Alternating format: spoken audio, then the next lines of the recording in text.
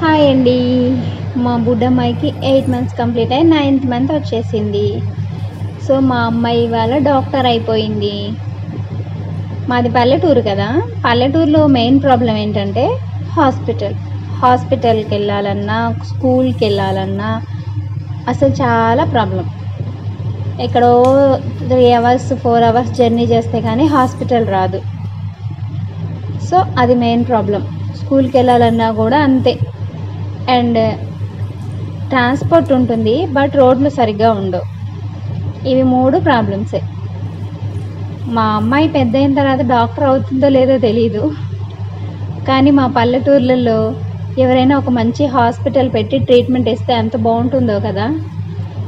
ఎంత ఎమర్జెన్సీ అయినా కూడా ఈ గతుకుల రోడ్లు, గుంతల రోడ్లలో అంత దూరం ట్రావెల్ చేసి వెళ్ళి అక్కడ ట్రీట్మెంట్ తీసుకోవాలి. పోనీ అక్కడ నుంచి వెంటనే ఏమైనా రావడానికి ఉంటుందా అంటే అది ఛాన్స్ ఉండదు.